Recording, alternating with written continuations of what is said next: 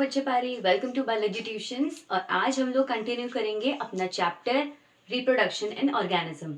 कल हम लोगों ने डिस्कस किया था what is reproduction, why reproduction is necessary, life span और बहुत सारे एग्जाम्पल्स हम लोगों ने देखे थे लाइफ स्पैन के। क्लियर?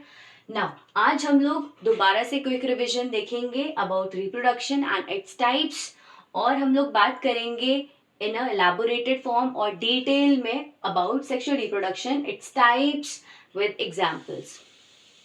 सबसे पहले हम लोग बात कर लेते हैं रिप्रोडक्शन की। तो रिप्रोडक्शन क्या था? It is a biological process due to which any organism give rises to their new offspring और न्यू इंडिविजुअल। क्यों ये नेसेसरी है? For the continuation of generation. Clear?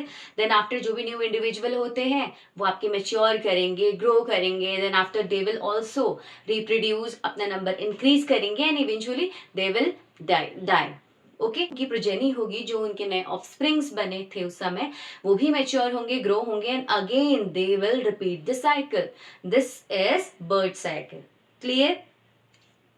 जब हम बात करते हैं रिप्रोडक्शन के टाइप्स की, तो रिप्रोडक्शन के टाइप्स में हम लोग किस बेसिस में इसको डिवाइड करते हैं कि दो टाइप के होते हैं, किस बेसिस में करते हैं? तो रिप्रोडक्शन टू टाइप्स के होते हैं, that is sexual and asexual reproduction. जब हम लोग रिप्रोडक्शन को क्लासिफाई कर रहे हैं तो हम लोग क्या देख रहे हैं? हम लोग ये देख रहे हैं कि कितने नंबर ऑफ ऑर्गेनिज्म पार्टिसिपेट करते हैं ड्यूरिंग रिप्रोडक्शन। अगर सिंगल आपका organism is sufficient for the production of new species, तो that will be asexual reproduction.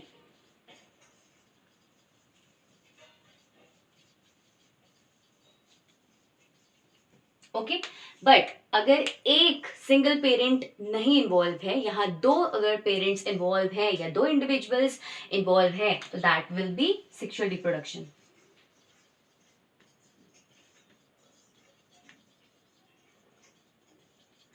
दोनों के बीच में मेजर डिफरेंस क्या है?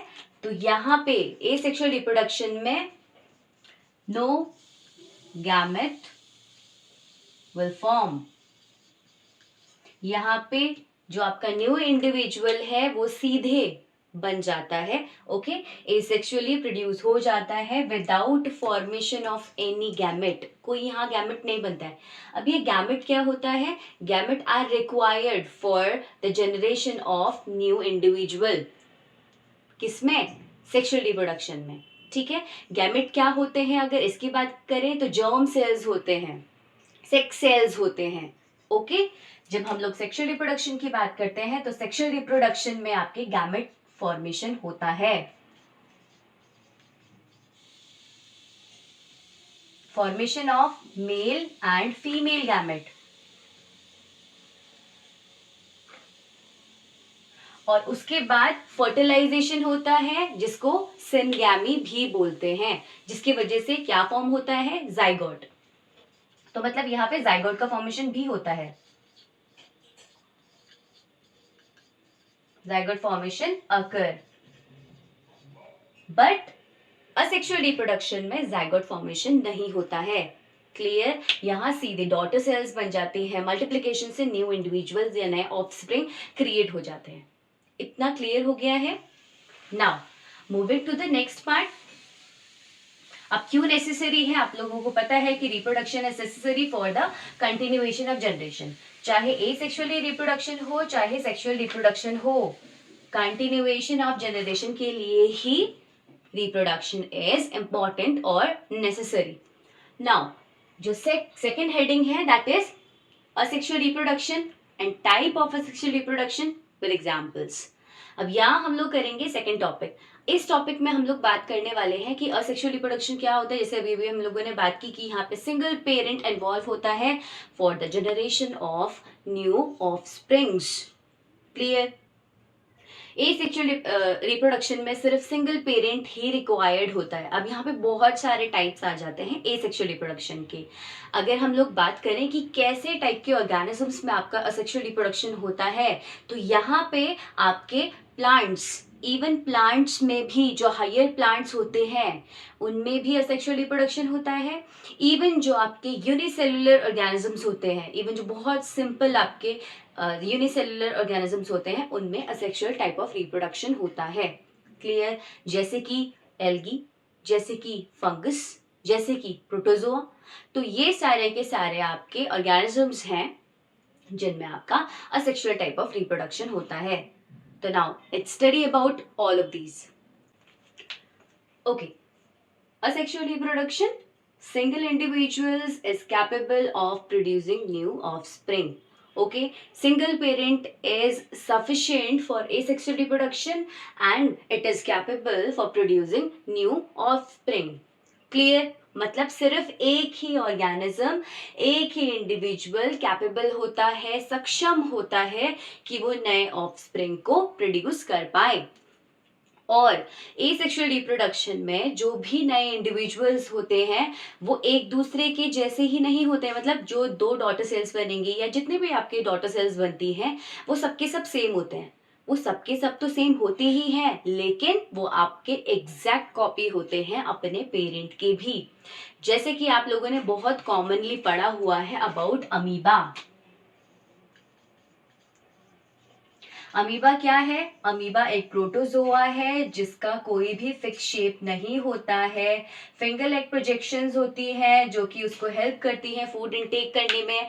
That is pseudopodia. Pseudo means false और podia means feet, false feet होता है। अब यही जब अपने डॉटर सेल्स में डिवाइड होता है, means amoeba is a single cell organism and it is itself capable for producing same kind of daughter cells. Clear?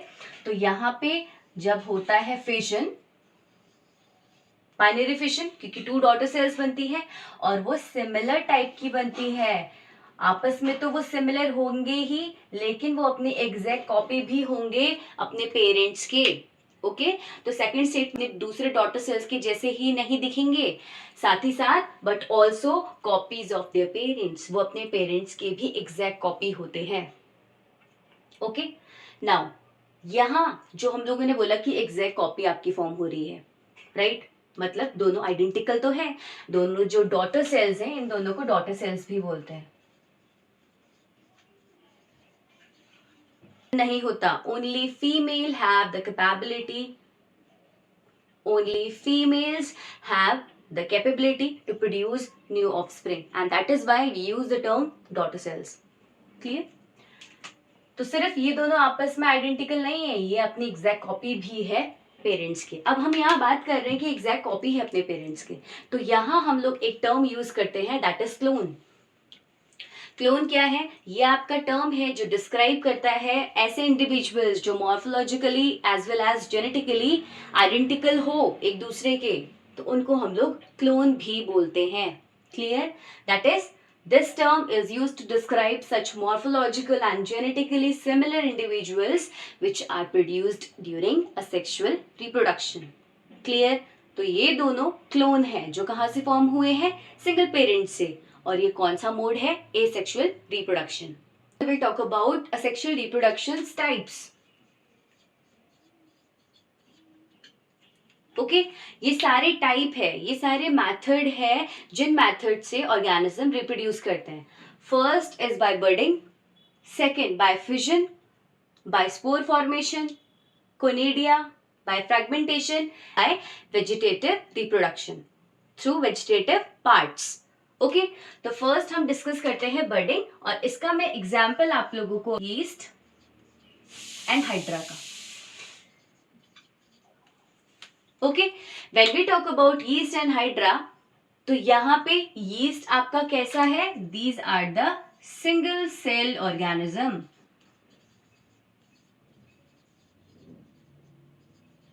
Whereas hydra multi cellular है।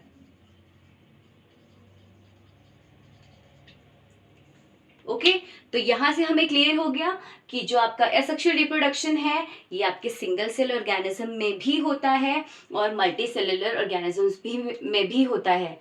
ऐसे ऑर्गेनिज्म जो सिंगल सेल से बने हुए हैं और ऐसे भी ऑर्गेनिज्म जो कि आपके मोर देन वन सेल से मिलके बने हुए हैं, ठीक है, या फिर बहुत सारे सेल्स से मिलके बने हुए हैं। क्लियर? तो टॉक अबाउट बर्डिंग, तो यहां मैं एग्जांपल ले लेती हूँ यीस्ट का, जो कि कैसा ऑर्गेनिज्म है, सिंगल सेल ऑर्गेनिज्म है। ओके, यीस्ट में किस तरीके से होगा एसेक्सुअल रिप्रोडक्शन? यहाँ पे पहले अनइक्वल डिविजन्स होंगे। Suppose this is a single cell of yeast, okay, this is nucleus one, ये है फूड वैक्यूल, ओके, और ये साइटोप्लाज्म। तो इसमें पहले क्या होगा, इसमें आपके अनइक्वल डिवीजन होंगे। अनइक्वल डिवीजन होने की वजह से एक छोटी सी आउटग्रोथ पेरेंट बॉडी में अराइज हो जाती है। क्लियर? उसके बाद जो न्यूक्लियस है वो आपका डिवाइड करना शुरू कर जाता है, और डिवाइड करने के बाद half of the nucleus moves towards the bud part and half remain in the parent part. Clear? Then after यही कि स्मॉल बट अराइज होता है पेरेंट बॉडी के ऊपर, देन जो बर्ड होता है ये आपका सेपरेट हो जाता है पेरेंट बॉडी से।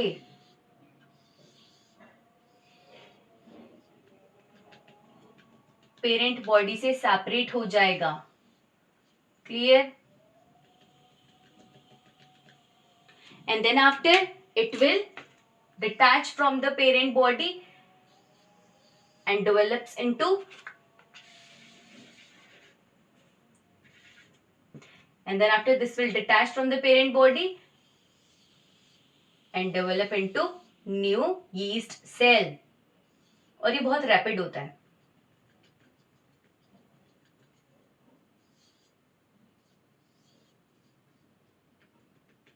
क्योंकि असेक्सुअल रिप्रोडक्शन है तो ये जो इंडिविजुअल्स होंगे ये आपके सेम होंगे, आइडेंटिकल होंगे, एग्जैक्ट कॉपी होंगे।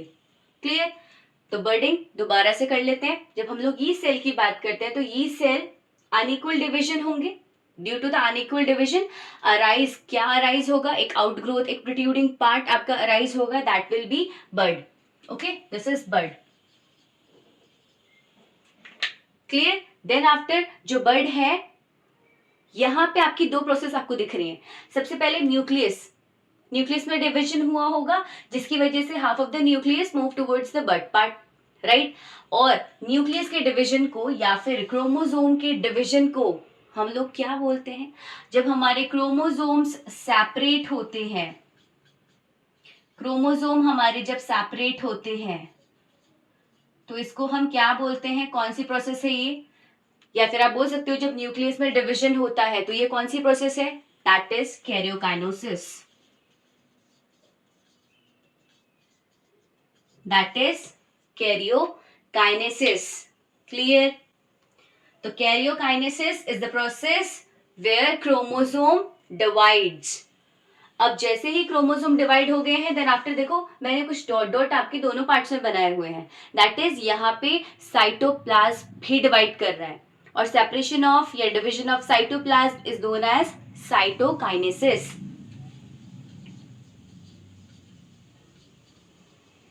ये दो टर्म आप लोगों को क्लियर होना चाहिए कि what is karyokinesis and what is cytokinesis.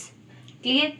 आप लोगों ने cell division, cell cycle, cell division में ये पढ़ा हुआ है 11th क्लास में। क्या बर्डिंग सिर्फ यीस्ट में होती है? नहीं, बर्डिंग हाइड्रा में भी होती है। तो देखिए जरा इसका डायग्राम कि किस तरीके से होती है बर्डिंग इन हाइड्रा, जो कि आपका मल्टीसेल्युलर ऑर्गेनिज्म है। यहाँ जो हाइड्रा होता है उसके आपके बॉडी पार्ट्स आपको पता होने चाहिए कि क्या क्या चीज उसमें प्रेजेंट होती है। मैं सिर्फ एक ही में ही आपको समझाऊंगी। स्टेगनेंट होता है, ठीक है, ये मोटाइल नहीं होता है। हाइड्रा आपका एक्वाटिक ऑर्गेनिज्म है। ओके, अब ये जो आपको दिख रहे हैं these are the tentacles. Clear? This part is mouth. Hydra में सिर्फ एक ही ओपनिंग होती है, दैट इज माउथ। यहीं से अपना फूड इनटेक करता है और यहीं से एक्सक्रीशन भी करता है। नाउ होता क्या है आपकी, क्योंकि मल्टी सेलुलर ऑर्गेनिज्म है तो इसमें भी सेल डिवीजन होगा, इरेगुलर सेल डिवीजन होगा, जिसकी वजह से एक यहाँ छोटी सी आउटग्रोथ आ जाएगी। क्लियर? आउटग्रोथ आने के बाद जब आपका जो आउटग्रोथ है, या इसको ही हम लोग क्या बोलते हैं, बड। ओके, इसी बड में जब आपके टेंटिकल्स भी डेवलप हो जाते हैं, same as parents, and mouth part भी डेवलप हो जाता है। इसके बाद जो ये आपका ग्रोइंग पार्ट है ये बॉडी से डिटैच हो जाता है, and this becomes a mature hydra with mouth and tentacles as its parent. These are the mouth and these are the tentacles. Clear? तो अगेन इसमें भी किसी दूसरे इंडिविजुअल की जरूरत नहीं पड़ी है, single parent is sufficient for the production of और for the production of new offspring और new individual. So this is also comes under a sexual reproduction. And which type of a sexual reproduction? Budding. Okay, budding in hydra. Okay, फिर में हम लोग पढ़ते हैं amoeba का example. Fission क्या होता है? एक सिंगल सेल डिवाइड हो जाता है इनटू 2 डॉटर सेल्स और more daughter cells. Okay, fission means होता है एक से बहुत सारे बन जाना. क्लियर? जब हम अमीबा की बात करते हैं तो अमीबा में किस टाइप का डिवीजन होता है या किस टाइप का फिजन होता है? तो अमीबा में होता है बाइनरी फिजन.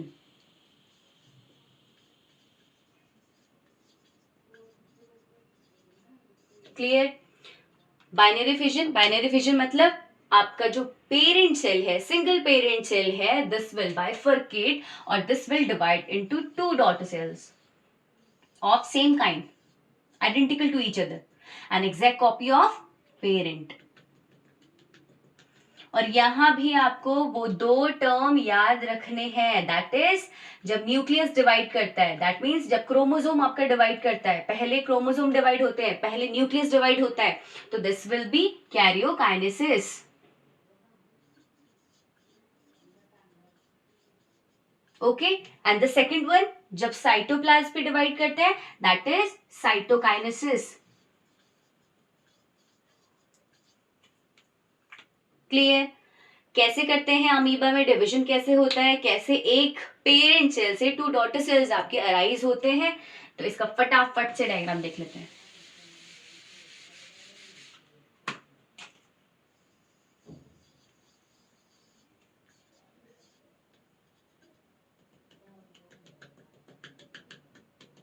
देन आफ्टर क्या होगा? न्यूक्लियस पहले डिवाइड करेगा. क्लियर? न्यूक्लियस पे मैं क्रोमेटिन फाइबर्स बना देती हूँ. क्लियर? देन आफ्टर पहले क्योंकि क्या होना है? कैरियोकाइनेसिस. ओके, तो ये आपके डिवाइड करना अंदर शुरू हो गया, सब कुछ यहाँ पे डुप्लीकेट होना शुरू हो जाएगा. एंड देन आफ्टर फाइनली जो न्यूक्लियस है वो हमारे डिवाइड हो जाएंगे. ओके, न्यूक्लियस, न्यूक्लियोप्लाज्म, न्यूक्लियोलस, सब कुछ. फाइनली जब न्यूक्लियस दोनों सेपरेट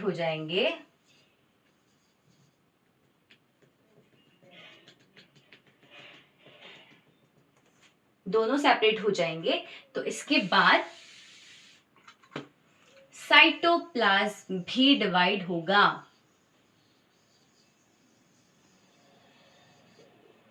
और साइटोप्लाज्म जब आपका न्यूक्लियस डिवाइड कर गया, कंप्लीट हो गया, तो दैट इज विच प्रोसेस?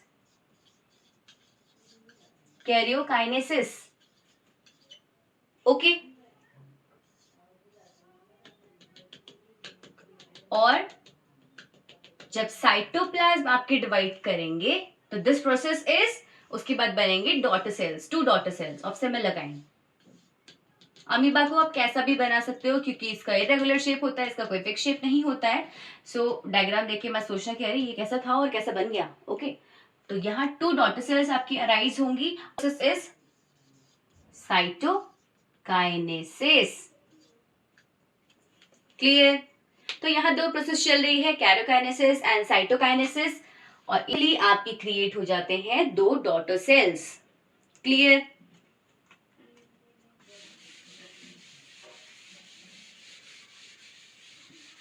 अब अगर हम लोग फिजन की बात करेंगे तो फिजन में क्या सिर्फ हमेशा 2 डॉटर सेल्स बनती हैं? नहीं। जब हम लोग और प्रोटोजोअन्स की एग्जाम्पल की बात करते हैं तो प्रोटोजोआ में आपका और क्या आ जाता है? प्लाज्मोडियम। प्लाज्मोडियम में आपका मल्टीपल फिजन होता है, जिसमें एक डॉटर सेल्स नहीं, बहुत सारी डॉटर सेल्स का फॉर्मेशन होता है। ओके एक और एग्जाम्पल आ जाता है इसमें, दैट इज लश्मीनिया। और लश्मीनिया में 2 डॉटर सेल्स बनते हैं, लेकिन वहां पे आपका थोड़ा सा डिफरेंस होता है। जब हम लोग अमीबा की केस की बात करते हैं तो अमीबा में आपका कैसा डिवीजन था? बाइनरी फिजन था। क्या किसी पर्टिकुलर प्लेन से मैंने उसको कट किया? नहीं किया। लेकिन जब हम लोग लश्मीनिया की बात करते हैं तो लश्मीनिया में आपके फ्लैजिला भी प्रेजेंट होता है। ठीक है, एक न्यूक्लियस से ये भी यूनिसेलुलर है, लेकिन इसमें फ्लैजिला भी प्रेजेंट है। तो यहाँ पे इस फ्लैजिला की प्रेजेंस की वजह से जब इसमें बाइनरी फिजन होगा तो ये आपका बाइफर्केट इस तरीके से करता है, मतलब लॉन्गिट्यूडनल वे में। ओके मतलब इसमें भी आपका पहले वही कैरोकाइनेसिस होगा, साइटोकाइनेसिस होगा, एंड देन आफ्टर इस तरीके से इसमें डॉटर सेल्स का फॉर्मेशन होगा। ओके तो लश्मीनिया में आपका बाइनरी फिजन होता है, 2 डॉटर सेल्स ही बनती है, लेकिन इसमें जो आपकी, अगर हम बोलें कि कहाँ से, कौन से प्लेन से स्प्लिटिंग होती है, तो लॉन्गिट्यूडनल वे से इसमें स्प्लिटिंग होती है due to the presence of flagella, and flagella is the moving part. Okay due to which Leishmania moves, okay, or swim. Okay. हमने अभी अभी डिस्कस किया है बर्डिंग एंड फिजन। अगेन मैं यहाँ पे एग्जांपल्स बता देती हूँ। जब हम लोगों ने बर्डिंग की बात की तो हम लोगों ने यहाँ पे यीस्ट सेल की बात की जो कि यूनिसेलुलर है, और हमने बात की हाइड्रा की जो कि एक्वेटिक ऑर्गेनिज्म है। फिजन में हम लोगों ने बात की अमीबा की, प्लाज्मोडियम की।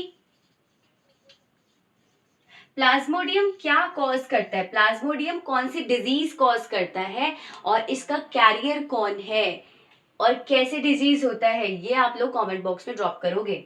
You know that Plasmodium is a pathogen. So now my question is, which disease is caused by plasmodium and which mosquito carries this pathogen? Okay, which disease? And second question, which mosquito carries this pathogen? और spore आपका हम पढ़ेंगे Chlamydomonas में। Chlamydomonas is your alga, okay, green alga, and इसमें आपका reproduction होता है by the formation of zoospores. Okay spore आपके फॉर्म होते हैं क्लेमाइडोमोनास में। अगर हम क्लेमाइडोमोनास का स्ट्रक्चर डिस्कस करें तो इसका स्ट्रक्चर कुछ इस तरीके का होता है। ये आपके मोटाइल होते हैं, सो इसमें फ्लैजिला प्रेजेंट होता है फॉर मूवमेंट। ओके क्लेमाइडोमोनास, आप लोगों को जो पिक्चर शो हो रही है दैट इज क्लेमाइडोमोनास। एक्चुअल में जो आपके ग्रीन आप लोग देखते होंगे, जो भी आपके pond water, stagnant water mostly जो आपके होते हैं, रुका हुआ पानी, वहां पे मोस्टली जो ग्रीन कलर के आपको पैचेस दिखते हैं, these are the Chlamydomonas. Okay when we talk about conidia तो पेनिसिलियम, यहां पे आपका आ जाता है पेनिसिलियम। पेनिसिलियम की जब हम लोग बात करते हैं, क्योंकि आप लोगों ने 8th क्लास में पढ़ा हुआ है about these micro organisms and there uses also, comment box में आप लोग बता सकते हो कि पेनिसिलियम से कौन सी एंटीबायोटिक्स बनी और किन्होंने बनाई थी। आप लोगों को बताना है कि सबसे पहले एंटीबायोटिक्स पेनिसिलिन की हेल्प से किन्होंने बनाई थी। पेनिसिलिन एंटीबायोटिक्स और वैक्सीन में कंफ्यूज नहीं होना है. Antibiotics are the medicines and vaccine are the dead and weakened form of microbe.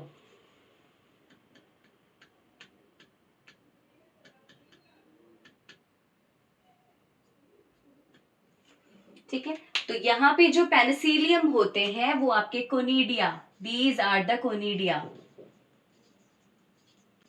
In conidia से एसेक्सुअल रिप्रोडक्शन करते हैं. मतलब यही कोनिडिया होते हैं जो आफ्टर मैच्योरिंग बनते हैं पेनिसिलियम.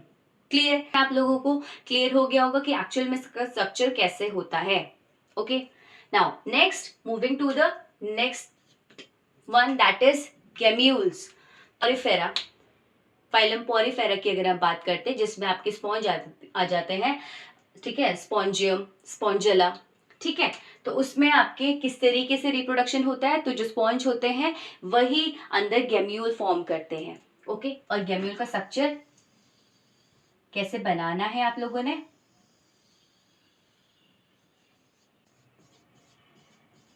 और इनमें आपको स्पाइक्स भी ऐसे ऐसे नजर आती हैं. ठीक है, तो these are the gemmules. Okay, जो कि स्पॉन्ज में आपके फॉर्म होते हैं, और यही गेम्यूल्स होते हैं जो बाद में जाके पूरा स्पॉन्ज का फॉर्मेशन करते हैं. आप लोगों को पिक्चर भी शो हो रही है जिसमें आप रियल टाइप का भी देख सकते हो कि एक्चुअल में वो कैसे दिखते हैं. ठीक है, और ये मैंने सारे डायग्राम इसलिए बनाए हैं ताकि आप मेरे साथ साथ बहुत इजीली डायग्राम को भी लर्न कर पाओ, ड्रॉ कर पाओ. Okay, presentation is again type of asexual reproduction. अगर मैं इसका एग्जांपल लूं कि ये आपके कौन से ऑर्गेनिज्म में होते हैं, तो सी एनमोन है आपका, उसमें भी फ्रेगमेंटेशन के थ्रू ही जो नंबर्स हैं, इंडिविजुअल्स वो मल्टीप्लाई करते हैं. और अगर मैं एक और एग्जांपल लूं, दैट इज स्पाइरोगायरा,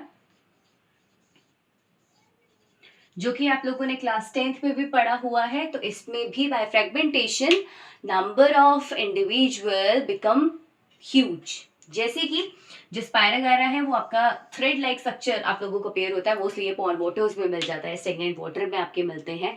ठीक है, it is a form of alga. तो इसमें क्या होता है, जो आपका मेच्योर स्पाइरोगायरा होता है ये अपने आप को फ्रैगमेंट्स में ब्रेक कर देता है. ओके, अपने आप को फ्रैगमेंट्स में ब्रेक कर देता है, and this is or each every fragment will develop into new spirogyra.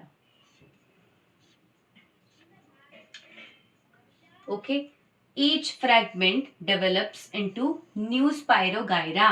और जब ये भी मेच्योर हो जाता है तो अगेन इसमें भी आपके फ्रैगमेंट्स ये डेवलप करता है, जिसकी वजह से each and every fragment will develop into a new spirogyra, a new individual. Okay, तो this comes under fragmentation. Clear?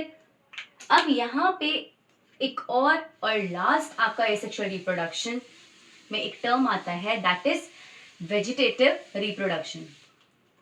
अब आप लोग मुझे ये बताइए पहले कि वेजिटेटिव रिप्रोडक्शन क्या एसेक्सुअल रिप्रोडक्शन का ही टाइप है? अगर वेजिटेटिव रिप्रोडक्शन एसेक्सुअल रिप्रोडक्शन का टाइप है तो कैसे? तो यहाँ पे हम बात करते हैं वेजिटेटिव रिप्रोडक्शन में vegetative parts of the plants, जैसे कि runner, sucker, offsets, rhizome, tuber, bulb, और नॉर्मल और सिंपल भाषा में रूट, लीव्स, स्टेम. ओके, तो वेजिटेटिव रिप्रोडक्शन में vegetative parts use for the production of plants grow करते हैं ऑफ सेम काइंड. सपोज अगर हम लोगों को रोज को ग्रो करना है तो हम रोज की स्टेम को कट करके रोज ही नया जो प्लांट है रोज का वो ही आप लगाओगे. तो यहाँ अगेन हमें किसी भी दूसरे पेरेंट की जरूरत नहीं पड़ी, किसी दूसरे इंडिविजुअल की जरूरत नहीं पड़ी. Single parent is sufficient. जो प्लांट था, रोज का प्लांट था, दैट इज सफिशिएंट. उसी की हमने स्टेम कट करके इसको ग्रो किया. तो यहाँ पे अगेन किसी दूसरे इंडिविजुअल की रिक्वायरमेंट नहीं है, only the single parent is sufficient. इसीलिए वेजिटेटिव रिप्रोडक्शन को हम लोग असेक्सुअल रिप्रोडक्शन का ही टाइप मानते हैं. ओके, तो यहाँ पे कौन कौन से आपके वेजिटेटिव पार्ट्स हम लोग यूज करके नए प्लांट को ग्रो कर सकते हैं? तो these are runner, suckers, offsets, rhizome, tuber, bulb, जब हम लोग एग्जाम्पल लेते हैं ट्यूबर का, तो ट्यूबर पे आपका पोटैटो।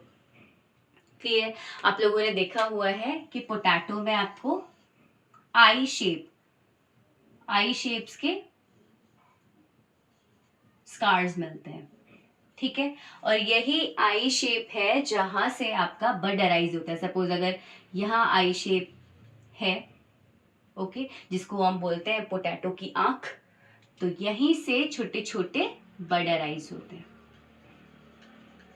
तो अगर आपने इस सेक्शन को कट करके फील्ड में ग्रो किया तो नए आपके पोटैटो के प्लांट्स रेडी हो जाएंगे। क्लियर? अगर हम लोग बल्ब की एग्जाम्पल लेते हैं तो बल्ब में आपका अनियन आ जाता है, ओके। राइजोम में आपके जिंजर एग्जाम्पल आ जाता है। ऑफसेट पे आपका आता है वाटर हाइकेंथ। क्या आपने वाटर हाइकेंथ के बारे में पढ़ा है? या आपको पता है कि इसको टेरर ऑफ बंगाल भी कहा जाता है? अगर इसको टेरर ऑफ बंगाल कहा जाता है तो क्यों और क्या है ये वाटर हाइकेंथ? वाटर हाइकेंथ इसमें बहुत ही ब्यूटीफुल फ्लावर्स लगते हैं, पर्पल कलर के बहुत ब्यूटीफुल फ्लावर्स लगते हैं, इसीलिए इंडिया में इसको इंट्रोड्यूस करवाया था। ओके, ये एक इन्वेसिव प्लांट है। इसकी वजह से जो इन्वेशन होता है ना, इसकी बहुत ज्यादा इसकी ड्रॉबैक्स भी होते हैं। इसके ड्रॉबैक क्या होते हैं? जो वहां पे जो भी ऑलरेडी स्पीशीज एग्जिस्ट करते हैं, तो जो भी इन्वेसिव प्लांट्स होते हैं, वो आपके अगर ज्यादा डोमिनेंट हो गए या फिर बहुत ज्यादा नंबर में अगर स्प्रेड हो गए, तो जो वहाँ के नेटिव प्लांट्स हैं, जो नेटिव प्लांट की स्पीशीज है, उसको पूरा डिस्ट्रॉय कर देते हैं। और वाटर हाइकेंथ में यही प्रॉपर्टी है, क्योंकि ये आपके ऑफसेट से ग्रो करता है, दैट मीन्स वेजिटेटिव रिप्रोडक्शन, इसीलिए इसका बहुत शॉर्ट ड्यूरेशन में ही बहुत ज्यादा नंबर हो जाता है। क्योंकि ये वाटर हाइकेंथ है, ये वाटर प्लांट है, तो ये वाटर बॉडीज में ही ग्रो करते हैं, near by the water bodies he grow करते हैं। इसमें एक ये भी वीक पॉइंट है कि जो भी वाटर में डिजोल्व ऑक्सीजन होता है, ये सारा का सारा यूज कर लेते हैं, और जो वाटर बॉडी में फिशेज होती हैं, उनकी इसकी वजह से डेथ भी हो जाती है, और इसीलिए इसको टेरर ऑफ बंगाल कहा जाता है। लीव्स के थ्रू भी वेजिटेटिव रिप्रोडक्शन होता है। तो इसमें बहुत कॉमन सा आपका एग्जाम्पल है, दैट इज ब्रायोफाइलम।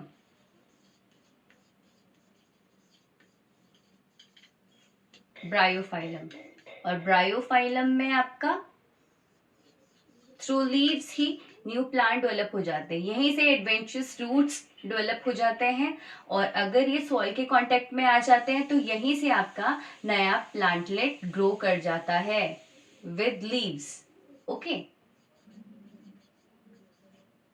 ये थ्रू लीव्स आपके प्रोपगेट हो जाते हैं।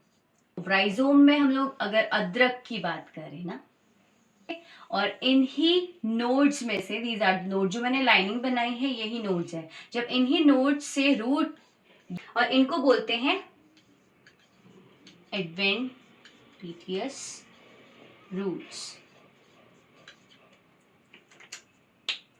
क्लियर हो गया? जब हम लोग ब्रायोफाइलम की बात कर रहे थे, तो ब्रायोफाइलम में भी मैंने रूट्स बनाई थी यहाँ पे, these are again adventurous roots, और जो यहाँ बड अराइज हो रहे थे उसकी वजह से these are the adventurous bud, okay. Offset की बात करते हैं वाटर हाइकेंथ की। तो जो भी वाटर हाइकेंथ का प्लांट होता है, ओके, उसमें इसको ऑफसेट बोलते हैं।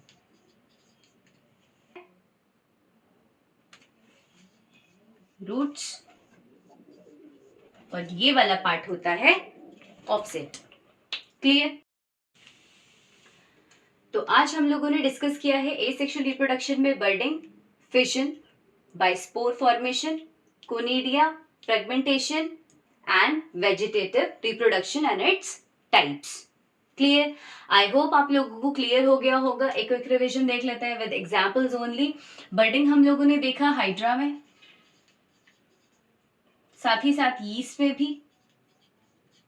फिशन हम लोगों ने देखा अमीबा में। फिशन हम लोगों ने लश्मीनिया में। इवन प्लाज्मोडियम की भी हमने बात की। स्पोर हम लोगों ने देखा स्पोर फॉर्मेशन हम लोगों ने देखा क्लमाइडोमोनास में,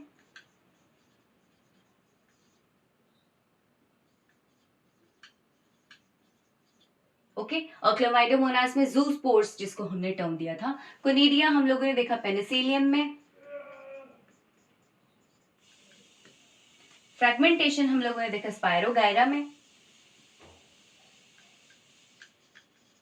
और वेजिटेटिव रिप्रोडक्शन में हमने बहुत सारे टाइप्स देखे, जैसे कि हमने पोटैटो में देखा, हम लोगों ने अनियन में देखा, हम लोगों ने जिंजर में देखा, हम लोगों ने वाटर हाइकेंथ में देखा, ओके, रोज प्लांट में बाय स्टेम, ब्रायोफाइलम में बाय लीव्स।